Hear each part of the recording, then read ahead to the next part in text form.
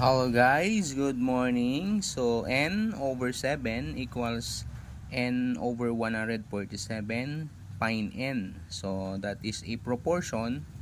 So paano natin yan isosolve? So that is cross multiply. Pero iiwan na natin si 7. That is 9 times 147 equals n na over 7, right?